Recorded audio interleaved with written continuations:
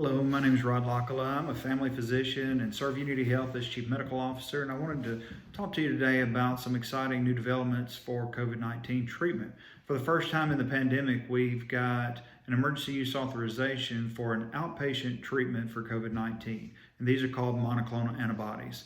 We've been getting some questions about what monoclonal antibodies are, this emergency use authorization, so I just wanted to have a discussion about this new treatment for COVID-19.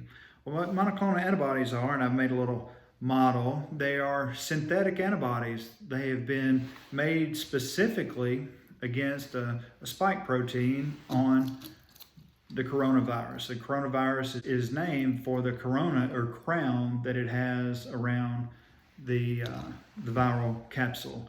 And so these monoclonal antibodies are just synthetically made antibodies that attach to these spike proteins. And so when someone gets COVID-19 and you've got coronavirus in your bloodstream, then our monoclonal antibodies come in and they attach themselves. And what they do is they prevent the virus particles from being absorbed into your cells and making you worse off, making you more sick. The studies for these monoclonal antibodies have been very exciting in that it has a relatively low incidence of side effects, a low number needed to treat, meaning that if we treat 25 people with monoclonal antibodies, we feel like that we're keeping at least one person out of the hospital, and that is fantastic news right now. So the emergency use authorization is not an FDA approval. It is an emergency use authorization for the public health crisis.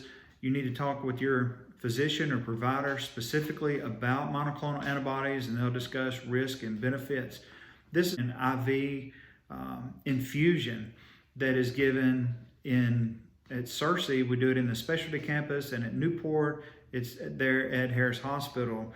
It's going to take about 3 hours of your time. 1 hour of that will be getting the infusion itself. We will monitor you for another hour after the infusion.